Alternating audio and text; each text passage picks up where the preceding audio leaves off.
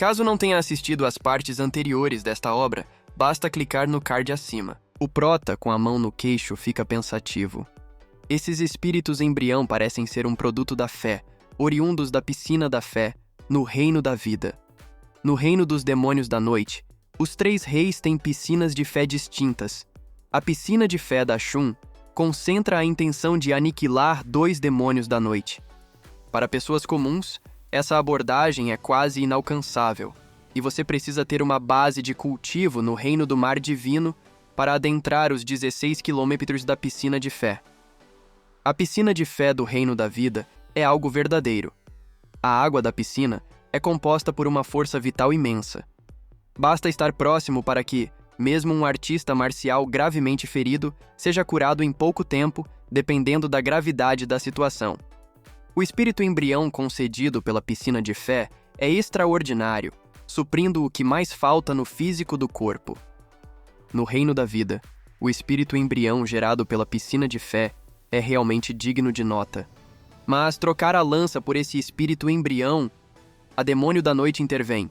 Esse espírito embrião é o mais adequado para alguém do clã dos demônios da noite. A lança é um tesouro incrível, de fato, mas não passa de um objeto. O prota rebate. A lança do abate só se completa na mão do rei do abate. Por que você a deseja? Ela, pensativa, responde de forma sombria. Essa lança tem um propósito importante para mim. E o prota questiona. Que propósito? Ela se vira dizendo, sem comentários. Estou apenas perguntando.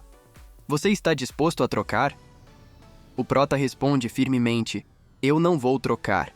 E pensa consigo mesmo. Demônios comuns não conseguem utilizar o poder da lança. Qin Yun deve ter outros planos. E se Shun não tiver a lança para se proteger e defender do inimigo, mesmo com um corpo físico forte, ela será morta por Yao novamente. A demônio da noite insiste. Você tem certeza? Você realmente não quer trocar? O prota, abrindo as mãos, responde categoricamente. Não quero. Significa não quero. Isso é um não, sem dúvida. Uma névoa verde já envolve ela, que expressa seu descontentamento com um som de desgosto e diz: Muito bem, já que você recusa o vinho, deixarei você viver e morrer como preferir. Ela ergue a mão, liberando um poder e afirma: Sempre acreditei que o poder da vida é o mais puro de todos, capaz de dar origem a tudo e promover uma renovação grandiosa. O prota, com os olhos arregalados, reflete sobre suas palavras. Capaz de dar origem a tudo e promover uma renovação grandiosa? Ela prossegue, revelando um braço esquerdo branco e suave, com cada centímetro de sua pele irradiando uma luz verde pálida, cheia de vitalidade. Já seu braço direito parece definhado, emanando uma aura negra de morte. Se estivéssemos no mundo exterior, eu poderia encurtar a vida de Luo Zheng, encerrar sua linha vital e antecipar seu ciclo nas decadências celestiais. Mas aqui, no campo de batalha dos sonhos, isso é ineficaz. Bem, então, vamos experimentar isto. Com um olhar que mescla sombras e luz verde, ela exclama: Ciclo da vida e da morte. O prota se esforça para se proteger contra o turbilhão de poder, enquanto um observador externo exclama: Essa é Qin Ying, de fato. Ying, o rei da vida do clã dos demônios da noite. Outro adiciona: Com tal técnica poderosa sendo revelada, se Luo Zheng for capturado, ele será completamente aniquilado. E ainda outro comenta: São raros os que superam essa habilidade, mas aqueles que conseguem, certamente colherão grandes benefícios. Ela reflete: Existe uma linha tênue entre a vida e a morte. De um lado, a morte, do outro, a vida. Apenas com controle preciso da lei da vida, acima do nível 8, podemos manejar este limite. Com esse gesto, minha identidade se torna evidente, mas isso pouco me importa. Nunca me preocupei com a opinião alheia. O que realmente valorizo é seguir meus próprios desejos. Ao longo dos anos, observei o caos dentro do clã e compreendi bem as tensões entre Shun e Yao. Shun, apesar de sua frieza exterior, tem um coração caloroso e sabe que apenas ela pode impulsionar o clã. Yao, por outro lado, é ambiciosa e manipuladora, com planos de dominar o clã, algo que não me interessa. Desde jovem, nutri uma fascinação extraordinária pelas leis da vida, bem como uma sensibilidade única a elas, encontrando grande satisfação em dar vida e observá-la florescer. No entanto, minha jornada pelas leis da vida também me trouxe muitas dúvidas. Por que os seres vivos têm o poder de amaldiçoar e formar espíritos malignos? Por que os artistas marciais almejam a imortalidade? Por que os poderosos sucumbem ao ciclo das decadências celestiais? Essas questões me motivaram a buscar respostas, ainda que, aos olhos externos, eu ocupe a posição de rei da vida entre os demônios da noite, estando no ápice do mundo. Para mim, essa posição é apenas o ponto de partida. Há ainda muitas perguntas sem respostas. Meu entendimento sobre a lei da vida aprofunda-se continuamente. Mas por mais que eu tente, não consigo atingir o 10º nível da lei da vida, o estado de perfeição, acessível apenas àqueles venerados destinados a tal. Eu enfrento um impasse tentando transpor a barreira entre o 9º e o 10º nível de poder da lei da vida. Isso porque somente aqueles que desbloqueiam todas as 36 pétalas de lótus e possuem a lótus Mahayana podem ultrapassar essa fronteira. Mas afinal, o que significa essa flor de lótus? Por que ela não destina sua proteção a todos?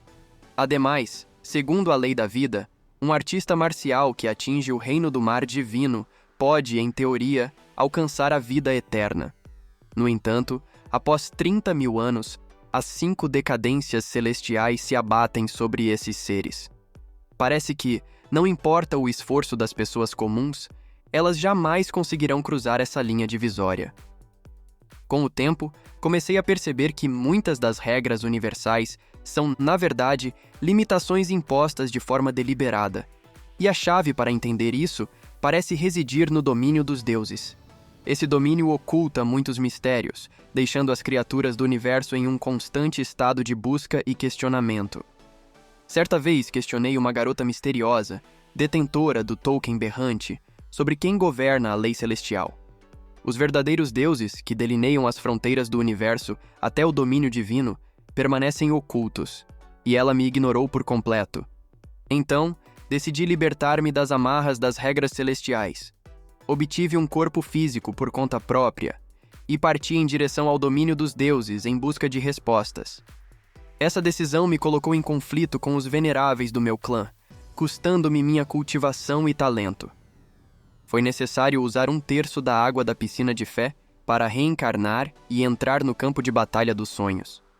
Os 3 artefatos supremos dos demônios da noite são chaves para desvendar os mistérios de Biyue e a própria lei da vida. Uma vez decidida, nada pode me deter.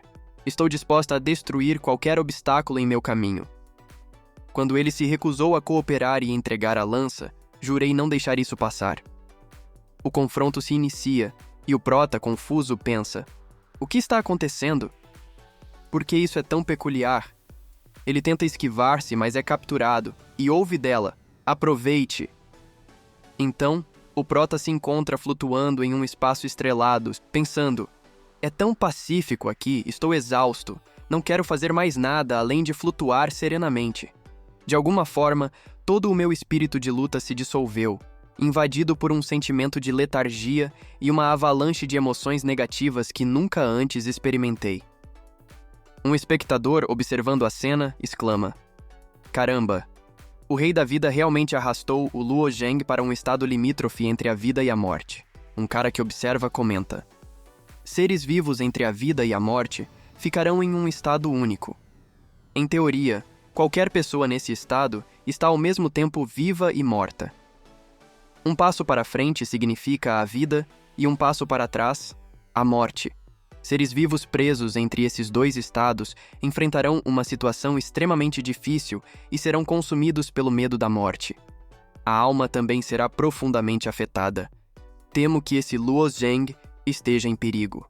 A demônio da noite responde: você pode manter sua alma pura mesmo depois de transitar entre a vida e a morte. Esse medo por si só já é valioso. Não me surpreende que Shun tenha te seguido. Apesar de ser um pouco lenta, ela tem um bom instinto para as pessoas. E com um sorriso, ela conclui: mas você não vai durar muito. Consigo sentir que seu apego a este mundo é grande. E quanto mais forte o apego, maior o impacto da vida e da morte sobre você. O prota, com os olhos quase fechados, pensa: o que está acontecendo? Parece que tudo ao meu redor está desaparecendo. As linhas e as peças do tabuleiro de xadrez do céu e da terra estão se enfraquecendo e escurecendo.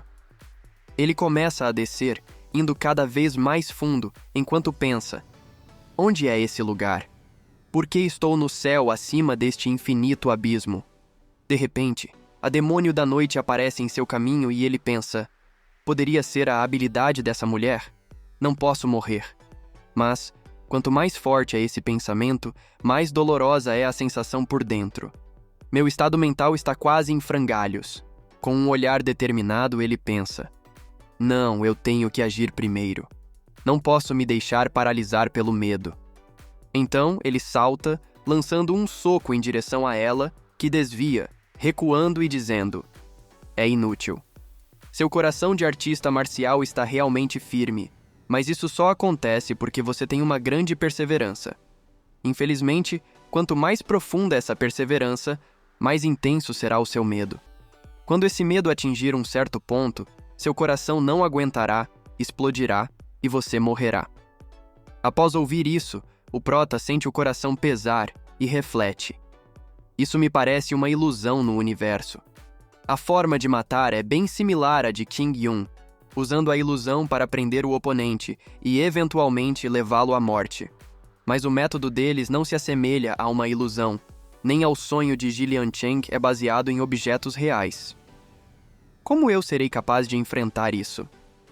Do lado de fora, Hua comenta: esse estado entre a vida e a morte parece bastante complexo. Se eu tiver que enfrentá-la em algum momento, como vou lidar com isso? O careca acrescenta: Amitabha, essa atmosfera é extraordinária, mas minha perseverança é me sacrificar para o Buda, para superar a vida e a morte. Portanto, para mim, estar entre a vida e a morte não é letal.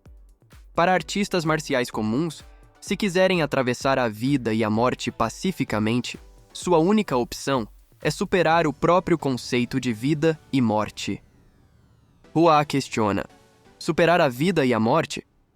Como isso pode ser fácil para um artista marcial? A narrativa volta para o prota. Ele ataca determinado. Não posso deixar isso continuar. Morra! Ela desvia rindo. Então o prota saca a espada, mas ao se preparar para atacar, sente o coração bater forte e cai. A demônio da noite, observando isso, diz: é um som tão agradável. Você tem um coração tão forte. Infelizmente, sua perseverança é ainda maior, a ideia de sobreviver. O prota fica ali, caído, seriamente ferido. Ele cospe sangue e começa a tossir de forma extremamente sombria. Olhando para ela, ela pensa: você realmente tem potencial para estar entre os top 10 do universo antes dos 30 anos. Shun realmente tem um bom faro para as pessoas. Enquanto você não cair, ajudar Shun na sua ascensão como o rei do massacre parece muito promissor. Mas... E ela diz: não é uma vergonha perder na linha entre a vida e a morte.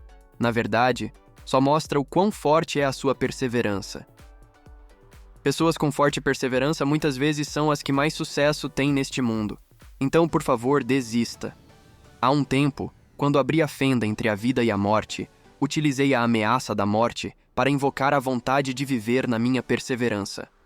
Se você deseja adentrar na fenda entre a vida e a morte, terá que compreender verdadeiramente ambos os aspectos. Mas entender a vida e a morte em um curto período de tempo é algo que novos artistas marciais não conseguem fazer. O prota, segurando o punho em frente ao peito, exclama: eu nunca vou admitir derrota. Mas ele sente o coração bater fortemente e pensa: isso não é bom. A força da pulsação do meu coração está se intensificando. Meu peito inteiro parece que vai explodir. O que eu faço? Ela mencionou que eu tenho um apego. E tem também a vontade de sobreviver. Assim, é impossível abrir a fenda entre a vida e a morte dessa forma. Ela se aproxima do Prota dizendo: "Não insista, me entregue a lança sagrada do massacre. Prometo ajudar Shun a se reconstruir no embrião espiritual. Se você quiser, posso desistir dessa batalha também." Chegando mais perto, ela pensa: "Eu gostaria de dizer que ajudaria a realizar seus desejos. Mas, infelizmente, já fui reencarnada e minha força só tem efeito sobre aqueles do reino do mar divino. É impossível para mim matar um inimigo de Yao." Ela estende a mão pensando: "Só preciso pegar a lança sagrada do massacre do seu anel espacial." Mas quando estava prestes a se aproximar, o Prota saca da espada, atacando-a e fazendo-a sangrar. Ela se cura e, com os dentes cerrados, pensa: "Ele está sofrendo tanto, deveria precisar de um apego mais forte e ganhar algum tempo. Mas por que parece que ele não foi afetado? Será que ele realmente compreende a vida e a morte? Isso é impossível." Ela arregala os olhos, pensando. Estranho, os olhos de Luo Zheng desapareceram. Ele se tornou um boneco sem vida. O que aconteceu com ele? Esse tipo de olhar costuma ser encontrado apenas em bonecos sem vida, mas a força vital de Luo Zheng ainda não se esvaiu completamente. Ele comenta: "É estranho, não é? Esse ciclo de vida e morte é realmente curioso e até poderia ser usado como um campo de cultivo. Mas eu não estou em busca desse tipo de teste agora." Ela questiona: "Como você conseguiu?" Ele explica: "Veja bem, todos esses artistas marciais superaram o caminho do céu com seus métodos divinos.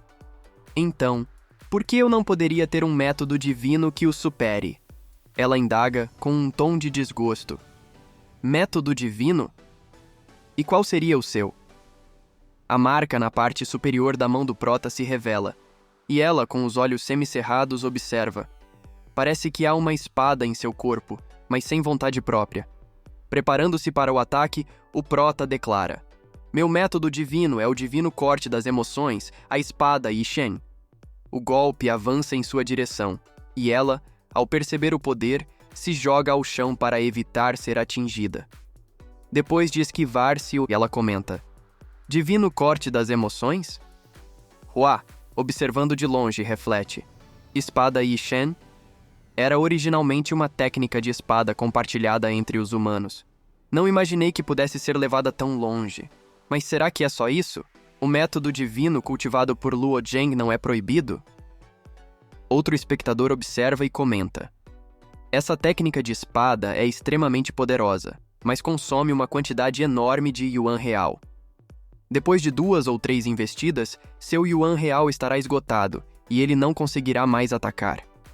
No entanto, o Prota executa vários golpes consecutivos. O observador, surpreso, exclama: "O quê? Como isso é possível?" Cerrando os dentes, ele pensa: com cada movimento, uma espada parece mais forte que a anterior, e os golpes se tornam cada vez mais poderosos. Ele não parece estar usando nenhum yuan jade verdadeiro ou qualquer outro tipo de yuan abençoado. Como ele tem tanto yuan real disponível? Enquanto os ataques continuam, ela se esquiva, pensando: o que está acontecendo com ele? Seus ataques são incessantes. Como pode um artista marcial do reino do mar divino ter tanto yuan real assim? Não, preciso romper o ciclo de vida e morte rapidamente, ou serei eu quem ficará restrita e incapaz de me mover. Um dos golpes atinge a perna dela, fazendo-a cerrar os dentes de dor, enquanto grita: "Insetos devoradores de coração, ataquem!" Os insetos avançam contra o Prota, que com um sorriso exclama: "Morram!", cortando-os ao meio. Ele afirma: "Isso não tem efeito contra mim." Enquanto avança, o Prota ativa a fumaça das 8 melodias para se desviar. Ela, ao perceber, expressa seu desgosto e diz: "Parece que a técnica de espada que ele utiliza pode neutralizar todos os meus ataques. Não posso mais hesitar. É hora de usar aquilo." Ela concentra um poder verde na frente da mão e, em seguida, um objeto se materializa. Com determinação, ela convoca: "Venha, varinha da vida eterna."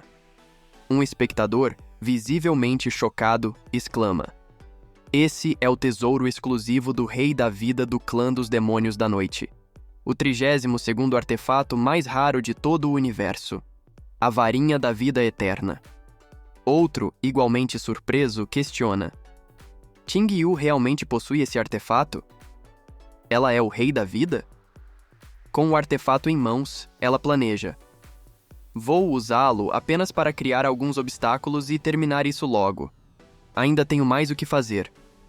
Ela toca o cajado no chão e imediatamente alguns animais aparecem. Um observador, impressionado, diz: meu Deus, são o leão Ganfeng, o dragão abutre e o cavalo de chá. Todos com força de nível 20, cada um equivalente a um lorde de um reino. Enquanto cortes de energia vermelha cruzam o ar, o prota permanece imóvel, com um sorriso enigmático. Um ruído irrompe e ele olha ao redor, retrocedendo.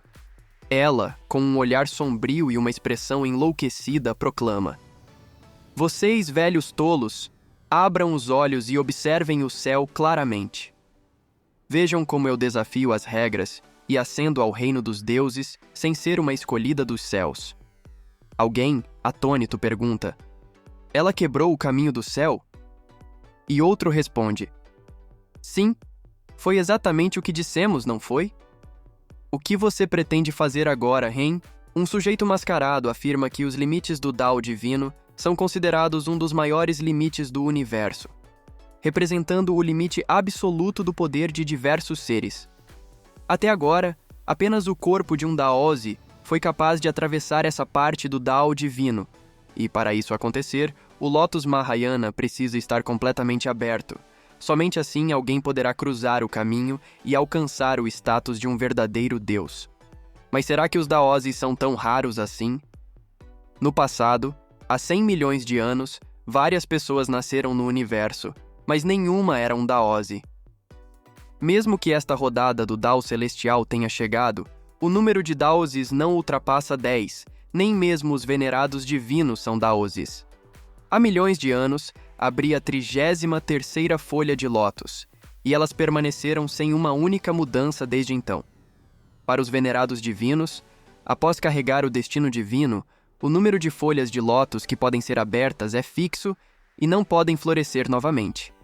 Portanto, elimino qualquer possibilidade de atravessar o Dao divino.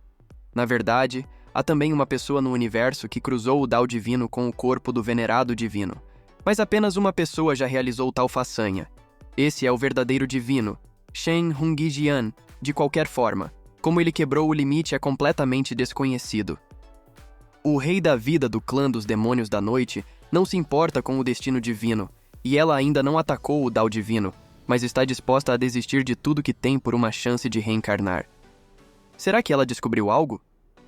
Um sujeito loiro comenta que não importa o que ela tenha descoberto, eles vão esperar e ver.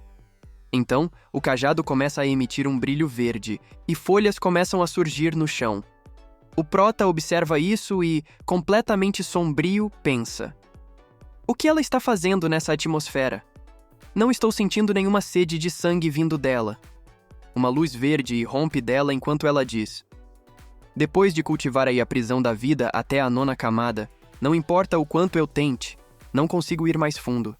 Não importa qual direção eu escolha, sempre encontro um imensurável limite. Eu sei que vocês, venerados divinos, também tentaram, mas falharam. Eu vou ter sucesso. Um furacão de energias verdes irrompe. O prota observa e, em meio a isso, ela diz: deixe-me te emprestar um pouco, apontando para o prota. O prota não entende e pensa: o que ela fez comigo?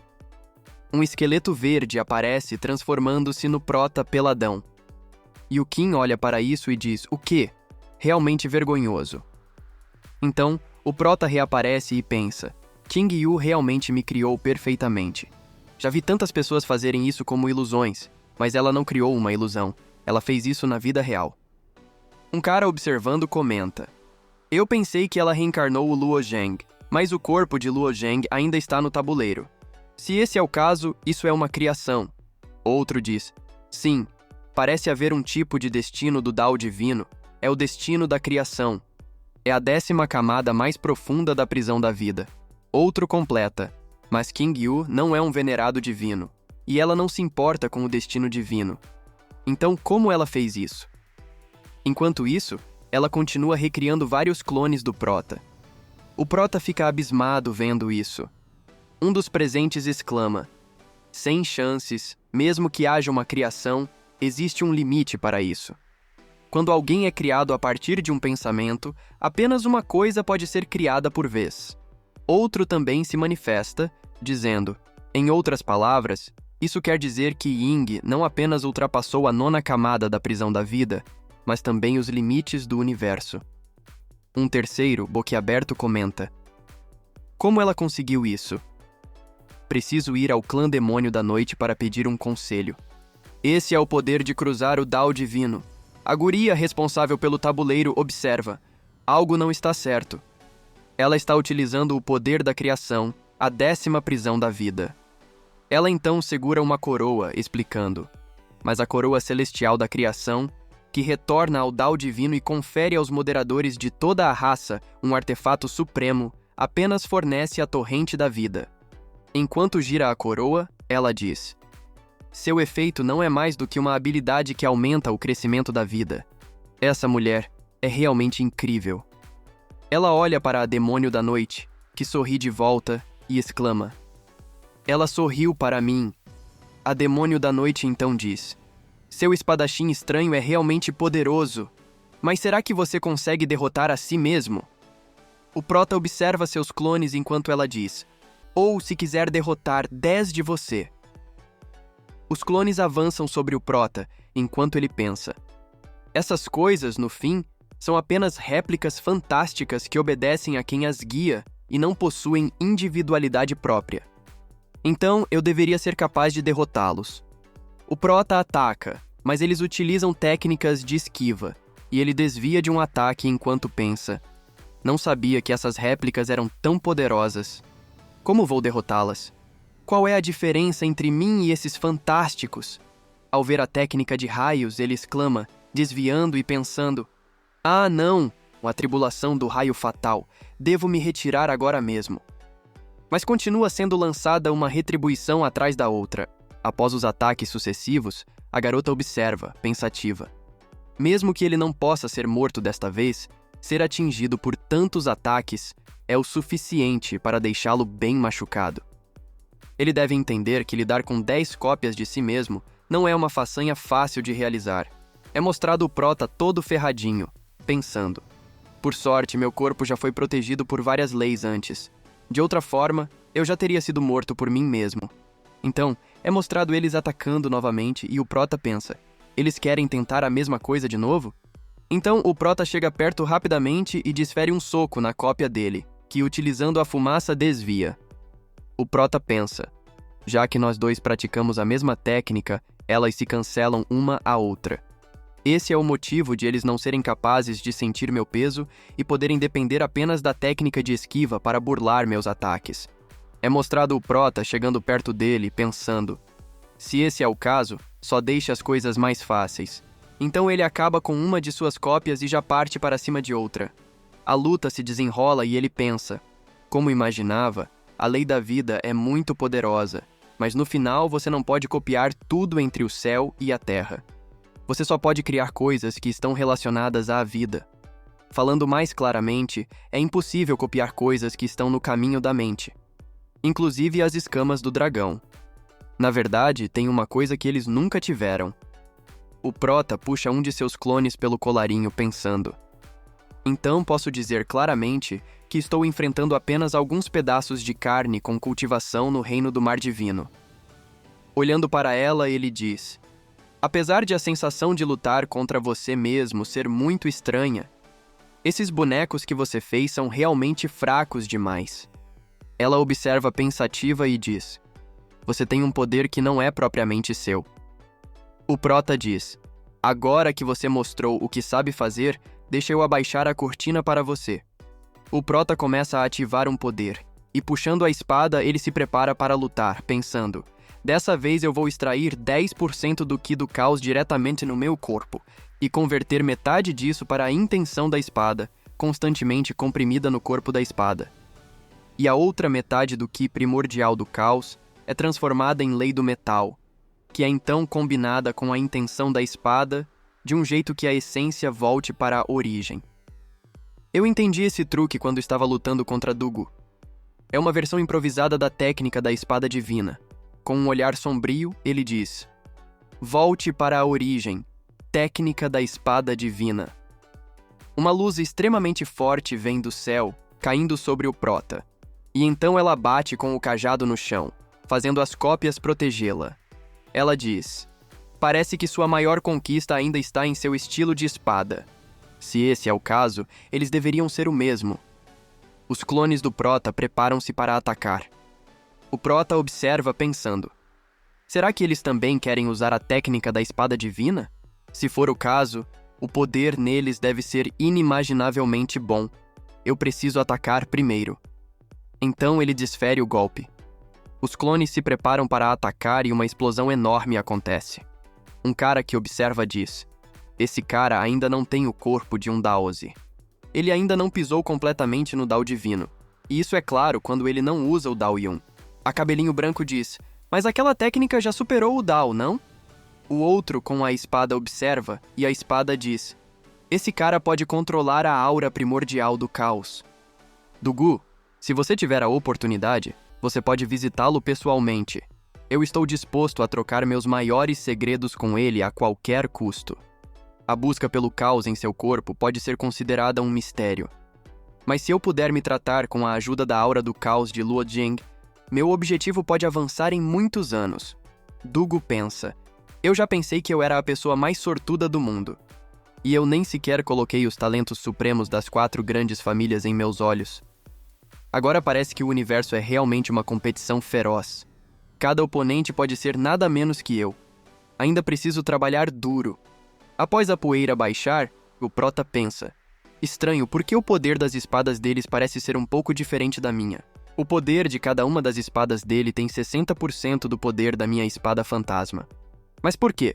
O cultivo deles e os movimentos deles parecem ser exatamente iguais aos meus. Então, poderia ser porque eles não usam a alma do caos primordial enquanto usam as habilidades? Contudo, a espada fantasma usada pelos 10 é 6 vezes mais poderosa que a minha. É por isso que eu não posso me descuidar. Ainda assim, eu simplesmente uso a aura do caos primordial como energia genuína. Embora a aura do caos primordial seja mais condensada e mais poderosa que a energia genuína, no fim, ela ainda não utilizou totalmente todas as suas características. Mas minha espada, através da minha própria compreensão, se fundiu à lei do metal, e meu manejo de espada para elevar o uso da aura do caos para um novo nível. Ele ataca e a espada nas costas do cara pensa: essa criança é incrível. Essa habilidade com a espada é um método possuído apenas por tesouros supremos do caos no domínio de Deus. O prota parte as plantas e ela, esticando o cajado, pensa: felizmente, o poder daquela espada foi compensado pelas 9 camadas e apenas uma camada do poder original sobrou. Não vai causar muito dano a mim. É só que, enquanto o prota surge pela fumaça, ela pensa: a energia genuína no corpo desse Luo Zheng ainda parece muito abundante e rica. Ele parte para cima enquanto as cópias defendem, mas ele acaba com elas. A demônio da noite pensa: e minhas marionetes parecem lamparinas que ficam sem óleo. Por quê? O prota aponta a espada e pensa: como esperado, Ting Yun consegue facilmente replicar meu golpe, meu corpo. Mas não é uma imagem perfeita de mim. Ao contrário, é apenas um ser reconstruído, incapaz de ter a aura do caos. Eles conseguem apenas usar energia genuína. Mas o consumo de energia genuína do retorno à origem da espada fantasma é assustador. Eu normalmente dependo da aura do caos primordial no meu corpo e mudo para a energia genuína. Então, eles usam a espada fantasma desse jeito com medo de esgotar toda a energia. E o prota diz: acabou. E lança um golpe para cima dela enquanto ela pensa. Apesar dessa espada ainda mal conseguir responder a muito, perdeu seu significado. Além disso, meu objetivo já foi cumprido. Então, a que controla o tabuleiro diz: Luo Zheng vence. O velho de cabelo branco ri e diz: a espada desse velho sendo usada por essa criança também é um tipo de honra. A amiguinha do prota, ao ouvir isso, pensa: inesperadamente depois desses 6 longos anos, Ainda que eu trabalhei duro, o abismo entre mim e Luozheng só se tornou maior. Mas ainda assim, eu estou genuinamente feliz por ele. Outro diz: Qing Yu é considerada uma existência quase invencível. Eu não esperava que Luozheng iria ganhar dela. Outro diz: se ele não tivesse compreendido o retorno à origem da espada fantasma, temo que ele não teria sido páreo para Qing Yu. E a que comanda o tabuleiro exclama: na próxima rodada, o destinado dos deuses Hua Tianming vai enfrentar Ku Deng, do Santuário dos 10.000 Budas. O prota, ao ouvir isso, exclama e pensa: é hora de alcançar Hua Tianming. Então o careca chega na arena. Alguém diz: esse Ku Deng esteve quieto durante as partidas, mas está estável nos 5 melhores. Outro diz: aquele Hua é outro favorito que derrotou Luo Xixuan, a Daozi do clã celestial. É por isso que não sei qual dos dois irá vencer. Os dois se encaram e o careca diz: o desejo do benfeitor de vencer é bem forte. Hua responde: se você não quer vencer, por que não apenas admite derrota? O careca responde: o benfeitor está certo. Este monge também tem a vitória no coração, mas este coração é diferente do seu. E o outro diz: você consegue distinguir entre alto e baixo? O careca, pensativo, balança a cabeça dizendo: não importa. Hua retira a espada, enquanto o monge retira uma arma. Um espectador observa e diz: aquele é o tesouro supremo do templo espiritual oculto, o cajado Zen de 9 anéis. Este artefato supremo está na 70ª colocação no Monumento Universal dos 10.000 Espíritos. Outro diz: este artefato supremo não apareceu no universo por muitos anos. Então, Ku Deng do Santuário dos 10.000 Budas pode ser considerado a pessoa mais adequada para ele. Ele exclama Amitabha e diz: o benfeitor pode fazer o primeiro movimento. O prota observa, pensando: essas palavras são exatamente as mesmas de quando ele lutou contra Liyue Qiaoyan mais cedo. Eu lembro disso. Toda vez que Liyue fazia um movimento, Ku Deng neutralizava com medidas ainda mais agressivas. Geralmente, quando artistas marciais lutam entre si, eles tentam fazer o primeiro movimento. Contudo, parece que a técnica única de Ku Deng o permite deixar o oponente atacar primeiro, observar e bolar um plano, e aí então contra-atacar para derrotar o oponente. Na batalha contra Luo, Xixuan Hu Tianming já mostrou sua velocidade instantânea, que já era extremamente rápida. Ku Deng sabe que ele está determinado a ganhar com sua velocidade, mas mesmo assim ele ainda está deixando Hua atacar primeiro. Será que ele vai aguentar? Hua se prepara, afirmando: tudo bem, então farei o primeiro movimento. Ele ataca enquanto o careca se defende. Cada ataque é habilmente bloqueado pelo careca. Alguém comenta: a velocidade de Hua Tianming é realmente impressionante. Cada golpe com a espada é rápido como um relâmpago e igualmente letal. Embora a velocidade de Ku Deng seja um pouco mais lenta, sua precisão é incomparável.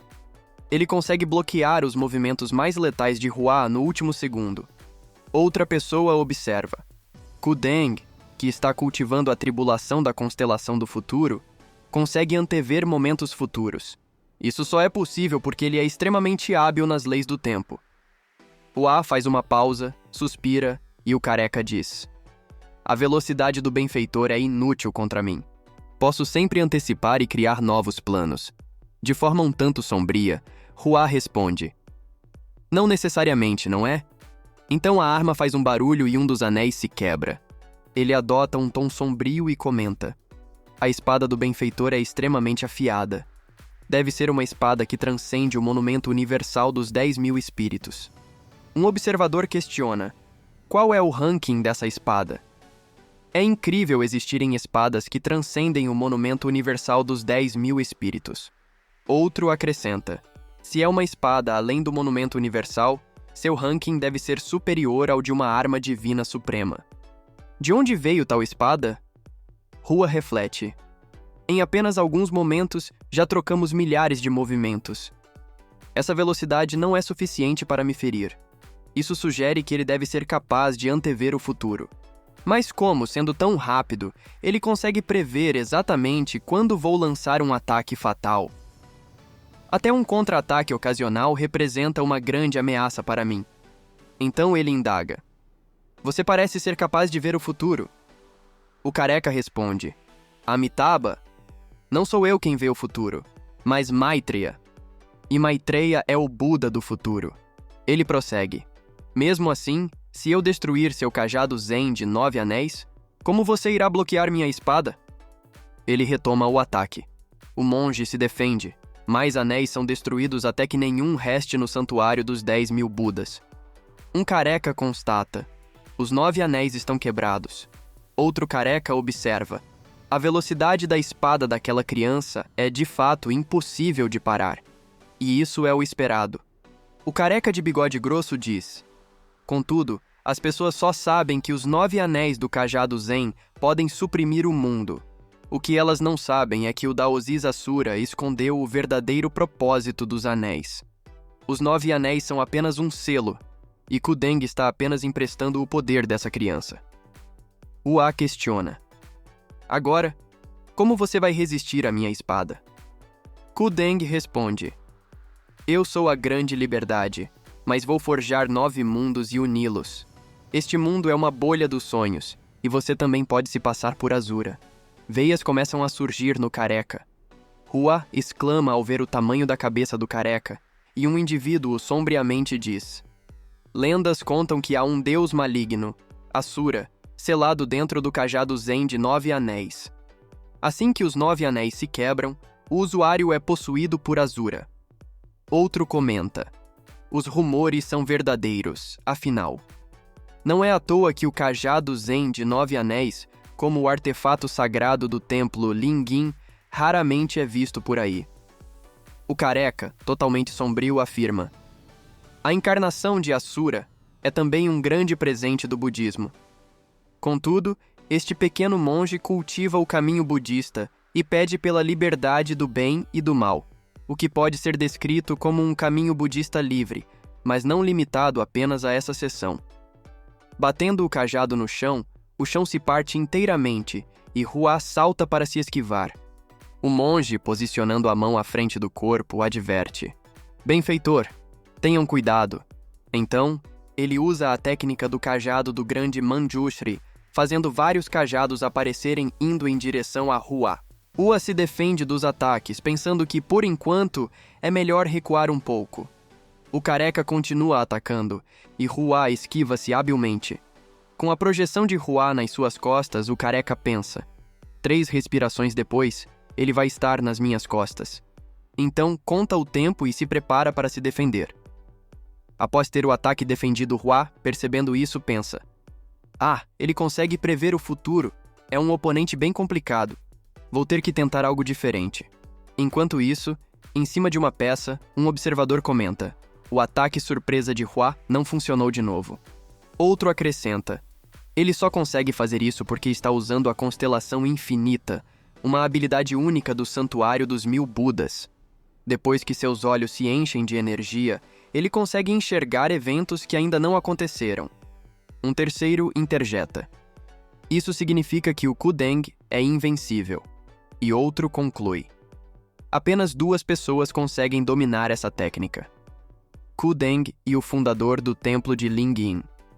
O cara exclama, pensativo: Pouquíssimas pessoas sabem, mas existem limitações nesse poder. A habilidade é muito efetiva para enxergar momentos breves no futuro, mas quanto mais longe se tenta ver, mais a imagem embaça, até se tornar impossível ver algo. Subitamente, ele tem uma visão do futuro onde é completamente dizimado e pensa, alarmado: O que é isso? Depois de 10 respirações, ele vai usar uma habilidade de nível divino para me matar, mas a imagem não está clara. Não consegui prever. Como posso me defender? Abandonando sua arma, reflete: Não posso confiar na minha leitura. Preciso agir agora e rápido. Ele então bate as mãos e exclama: Habilidade de nível divino, ataque das 1000 direções. Um ataque extremamente poderoso de palmas se lança em direção à Hua. Um espectador, impressionado, questiona: Esse monge é tão forte assim? Ao que a demônio da noite responde: Os monges de Dao são incrivelmente fortes. podem decidir o rumo de uma guerra sozinhos. Um figurante adiciona: destruição solar. O Kudeng realmente consegue usar uma habilidade de nível divino. No Templo de Lingyin, os herdeiros do Templo de Buda são notáveis. Os membros são categorizados entre os de primeira, segunda, terceira e quarta meditação. No último nível, dominam habilidades de nível divino. Em geral, podem ser considerados daoses. Estou começando a acreditar que Hua vai perder essa luta. Hua, emergindo dos destroços, admite: você é incrivelmente forte. Então, concentrando uma grande quantidade de poder, prepara-se para contra-atacar. A guria, ao presenciar a cena, não pode deixar de exclamar mentalmente: tenho certeza, essa é a espada de uma cobra voadora. Uma das armas lendárias de Chi Yu, o melhor ferreiro da história. Todas as armas que o mestre Chi Yu fabricou são excepcionais. A armadura do brilho reluzente, a besta perfuradora, o machado decepador, a faca alma de tigre, a espada da cobra voadora, a lança do último suspiro e a alabarda julgadora de demônios. A armadura é a luz brilhante, a besta é o perfurador celestial e o machado é o caminho celestial. A espada é a chave de seu legado. Há boatos de que o tesouro de Chi Yu está escondido em algum lugar do continente selvagem, e a única forma de encontrá-lo é usando a espada. Muitas pessoas já tentaram, mas até agora ninguém havia sequer chegado perto dela. Quando o pilar de luz infinita unir os céus e a terra, o espírito do dragão caminhará entre nós, sinalizando que o Dao da Justiça está presente. Energia irrompe em direção aos céus e ela observa, preocupada. É alarmante. Uma arma de Chi Yu foi revelada. O que restará agora no round de Yanji? Mesmo tentando manter o otimismo, é difícil acreditar que conseguirei impressionar alguém agora. Um observador confuso pergunta: o que está acontecendo? Já testemunhei várias catástrofes, desde nuvens formadas por cinzas vulcânicas bloqueando todo o sol. Mas isso? Outro exclama: o que diabos aquele moleque fez? Alguém do clã celestial, impressionado, diz: o espírito do dragão caminhará entre nós. Mesmo com todo o meu treinamento como Daozi, contra ele, não teria a menor chance. Uma luz que purga a escuridão do mundo é algo diante do qual é impossível não se extasiar. Essa é a suprema Dao da Justiça. Hua, apenas com sua aura, se defende dos ataques. Um espectador surpreso questiona: o que aconteceu? Hua Tianming nem se moveu, mas ainda assim, que poder gigantesco é esse que estou sentindo? Outro responde: ele está se movendo, sim, mas tão rápido que ultrapassa nossa capacidade de perceber. O careca reflete: usei o ataque das 1000 direções porque não conseguia prever o futuro. Enquanto estiver de pé lutando, há, mesmo que pequena, a chance de mudar o destino. Mas agora, a visão que tive está prestes a se concretizar e sou incapaz de impedir. Daqui a 3 respirações, uma fumaça vai cobrir meu corpo, e antes que possa reagir, serei cortado milhares de vezes. Então, ele pronuncia Amitabha e desaparece. Enquanto isso, a garota exclama: Hua Tianming venceu. Hua guarda a espada, e o monge reaparece. Ele pronuncia Amitabha e reflete: parece que não estou tão forte quanto pensei. Preciso voltar ao meu treinamento. Um espectador comenta: esse Hua é um oponente formidável, muito mais forte do que eu imaginava. Outro acrescenta: um guerreiro assim será lembrado pelas gerações. E mais um observa: este mundo é imenso e cheio de surpresas que jamais imaginamos. O mestre dos palácios, observando, pensa: ele não é apenas um guerreiro do reino do mar divino, mas também do reino da transformação divina. Se lutássemos, receio que eu cairia por sua espada. Virando-se, ele questiona: ele é realmente do Templo das Nuvens? E Ning confirma: sim, Hua é do nosso templo. Um homem reflete: ele é um adversário temível. Outro pensa: eu quero essa espada, é incrível. Conto com Shen Feng para dar uma lição nesse rapaz. Shen Feng então diz: antes de lutar comigo, ele tem que vencer Luo Zheng. Alguém expressa seu desdém. Talvez Luo Zheng não consiga vencer. E a garota anuncia: próxima luta, Luo Zheng contra Hua Tianming. Hua declara: finalmente, esse momento chegou. Empunhando sua espada, ele pensa: nos últimos 2 anos, finalmente entendi meu destino. Vou destruir tudo e ir direto ao reino dos deuses. E para isso, só preciso fazer uma coisa: lutar contra Luo Zheng. O prota o encara e diz: Hua, finalmente vamos lutar. Ele observa o prota pensando: há algum tempo ele estava ficando forte tão rapidamente que eu não conseguia acompanhar. Mas agora tenho certeza de que posso vencer. Não posso subestimá-lo. A qualquer momento ele pode mudar o rumo da luta. O prota o desafia: desembainhe sua espada. Ele responde: tudo bem. Os dois desembainham suas espadas, enquanto um espectador de braços cruzados comenta: ambos podem ser fortes, mas é claro que Hua tem a vantagem. A espada divina da tempestade do submundo é formidável, mas não se compara à espada da cobra voadora. Um homem careca concorda. Também penso assim: a espada de Luo Zheng é impressionante, mas seu adversário é simplesmente muito rápido. Hua se posiciona e avança com determinação. O prota, com um grito estridente, lança: espada do deus do submundo! Enquanto esquiva, ele pensa: embora essas sombras não sejam muito eficazes, pelo menos consigo desacelerá-lo um pouco.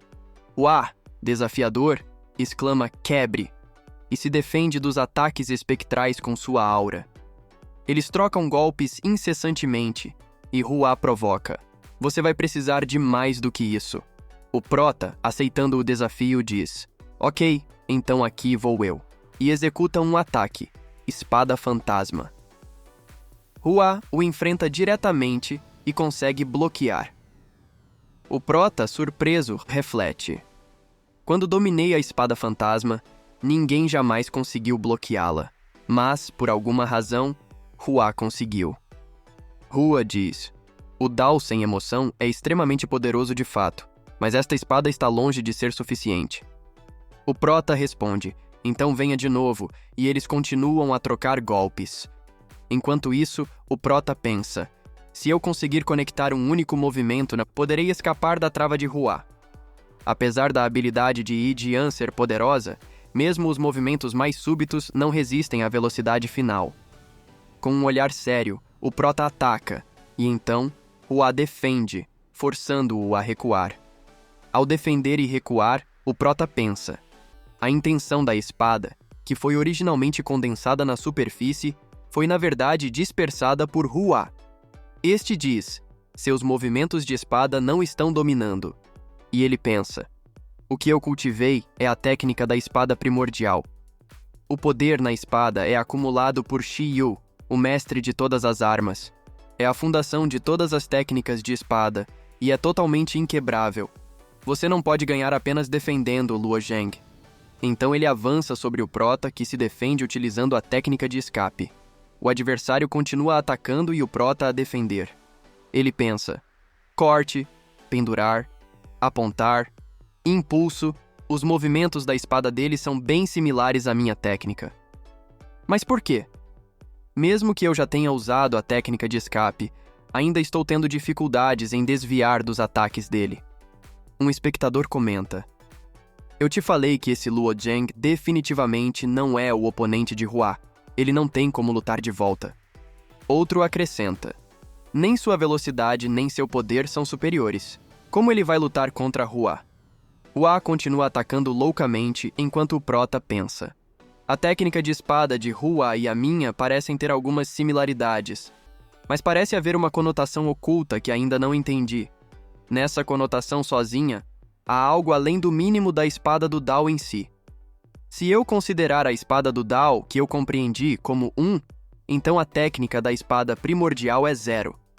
A diferença entre as duas parece ser uma conotação maravilhosa e indescritível. Em que, após outra troca de golpes, o prota exclama: venha de novo. Os dois trocam mais um golpe e ficam de costas um para o outro, enquanto o prota exclama. Hua diz, você não pode quebrar meu movimento de espada agora, a diferença é muito grande. E pensa, eu sempre considerei Luo Zheng como meu verdadeiro oponente e meu objetivo mais importante. Então, obviamente, eu deveria ser mais forte. O prota se vira, olhando para ele, e parte dizendo, venha novamente. Os dois trocam golpes e Hua pensa. O poder da conotação em sua espada é o mesmo poder que na minha técnica. Mesmo que seja bem pequeno, está começando a tomar forma. Interessante. Após mais uma troca de golpes, ele pensa. Me levou quase 3 anos para praticar a técnica primordial. Além disso, isso é apenas 3 anos do lado de fora. Na verdade, nos tesouros de Xiyu, as dimensões do tempo foram modificadas. O ritmo do fluxo do tempo é de 100 para 1. Então, eu pratiquei esse conjunto de técnicas de espada de novo e de novo por 3 anos, o que é equivalente a 300 anos aqui fora. Cheguei a um ponto de conotação em 20 anos, 2 pontos em 80 anos e 3 pontos em 150 anos. Me levou 220 anos para conseguir o 4º ponto de conotação. E só depois de 300 anos fui capaz de alcançar 5 pontos de conotação da técnica da espada primordial. Mas Luo Zheng já tem um ponto de conotação. Isso é menos tempo do que um pedaço de incenso. Poderia ser que Luo Zheng compreendeu a essência da espada primordial através da minha técnica de espada? Hua pensa. Essa técnica da espada primordial me levou 20 anos inteiros para começar a compreender, e isso é só o começo. Sei que o talento dele é extraordinariamente alto, mas bastou trocar alguns movimentos comigo para ele já demonstrar um certo entendimento. Isso é além de incrível. O prota pensa, Hua parece surpreso. Ele deve ter achado que seria impossível para mim aprender sua técnica de espada tão rápido. De fato, o Dao da espada que infundi na minha espada também é baseado no Dao da técnica mínima da espada. As duas estão na mesma linhagem e se completam. Quando trocamos golpes, formei 2 conotações complementares. Então, faz sentido que eu consiga compreender a conotação subjacente na sua técnica de espada. Hua, preparando-se, diz, muito bem, já que você mostra tanta disposição para o entendimento, vou compartilhar essa oportunidade com você. Então, eles trocam golpes, e o prota pensa, Hua Tianming obviamente tem vantagem nos movimentos de espada, mas ele se recusa a usar isso para me superar. Em vez disso, como começou a aprender espada na mesma linha de partida que eu, ele até quer me passar seus conhecimentos. Um espectador comenta, o que vocês dois estão fazendo? Seus movimentos de repente ficaram mais lentos, como se nenhum dos dois tivesse intenção de vencer. Outro questiona, o que diabos vocês estão fazendo? Isso é uma competição de ranking do grande mundo. Quanto mais partidas você ganhar, melhor será sua chance no futuro. Mas eles estão apenas trocando golpes de espada? Uma jovem observando questiona, o que eles estão fazendo? E um idoso comenta, se meu palpite estiver correto, a técnica que Hua Tianming encontrou um impasse. Ele lutar com Luo Zheng deve ser um movimento deliberado para passar sua habilidade com a espada e, ao mesmo tempo, tentar se libertar com a ajuda do treinamento de Luo Zheng. Outro diz, de acordo com o senso comum, mesmo que Hua o ensine diretamente, será difícil para Luo Zheng avançar em um curto período de tempo no campo de batalha dos sonhos. Mas não levou muito tempo para ele ser permeado pela conotação. Seu talento não é tão terrível quanto pensam. Afinal, esse cara tem a posição de Lorde do Céu Dourado. Ele suspira e diz, mas esse cara não parece ser tão obediente. O antigo patriarca o chamou, e não houve muito movimento por muitos anos. Hua, enquanto troca golpes, pensa. Embora eu esteja passando a técnica da espada primordial para Luo Zheng, para permitir que ele compita comigo de igual para igual, minha técnica tem apenas 5 pontos de conotação até agora, e espero que eu possa avançar ainda mais nessa luta com Luo Zheng. O portador dessa técnica é um pedaço da Jade Brilhante. Se é infundida com energia genuína, uma sombra robusta aparecerá, empunhando uma espada para praticar. Toda vez que surge, dura cerca de 10 respirações. Apenas seguindo seus movimentos, compreendi a conotação da técnica da espada e continuei praticando por conta própria. Dentro do legado de Shi Yuo, onde o tempo é comprimido, mesmo que você pratique por 300 anos, dia após dia, ano após ano, não é possível aprender isso apenas olhando, observando e praticando. Isso acontece porque falta aquela sensação de ser afiado por uma pedra de amolar. Sempre falta algo. Se Luo Zhen realmente compreender alguns pontos da conotação, então ele se tornará minha pedra de amolar, e eu terei a chance de avançar. Eles continuam a trocar golpes e alguém questiona: esses dois são loucos? Essa técnica básica de espada é algo que crianças aprendem com apenas alguns anos de idade. Não é perda de tempo usar isso? Outro comenta: já se passaram 3 varas de incenso e esses dois ainda não decidiram um vencedor. Culpo esse duelo por não ter um limite de tempo. Eles já trocaram milhares de golpes, ainda querem continuar assim? O prota desfere um golpe em Hua, que ao defender pensa: ele já percebeu os 3 pontos de conotação tão rápido? Quanto tempo levará para ele me alcançar com 5 pontos? 1 hora depois, eles trocam mais um golpe, e Luo pensa: 4º ponto. 2 horas depois, continuam a troca de golpes e ele diz: 5 pontos. Então o prota levanta a espada com uma aura extremamente forte. Um espectador questiona: esse cara, o que ele compreendeu? Esse barulho é muito alto? Outro responde: deve ser um avanço no seu dao da espada. Após isso, Hua diz: parabéns. E o prota responde: quero te agradecer por isso. Hua diz: de nada. E segurando a espada na horizontal, afirma: eu fiz isso por mim mesmo também. E atacando com tudo o que tem, pensa: se não existe escudo no mundo capaz de bloquear a espada, qual é o propósito de forjar essa espada? Apenas afiando um ao outro, poderemos ir além. Eles continuam a trocar golpes, e um observador comenta: olha, as peças no tabuleiro do céu e da terra parecem ter se movido. O que isso significa?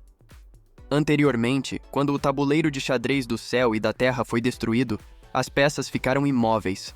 Mas agora a conotação desses dois está realmente afetando a conotação do próprio tabuleiro. Eles continuam a trocar golpes e as peças no tabuleiro começam a se mover. O observador exclama: olha isso, o jogo de xadrez mudou completamente. Esse jogo parece ter um significado, mas eu não consigo entender, diz outro. Após as peças se alinharem, um comenta: isso é a conotação dos 10 reis do xadrez? O outro pergunta: o que você quer dizer? Fale de forma que dê para entender. E ele responde: isso é o jogo da extinção. Para quem não sabe, eu tenho um Substack onde posto os vídeos antecipados do canal e meus audionovéis para você curtir enquanto faz algo. Se quiser, é só clicar no link na descrição do vídeo. E se quiser pagar com Pix, é só mandar no QR Code ou no link da descrição uma doação.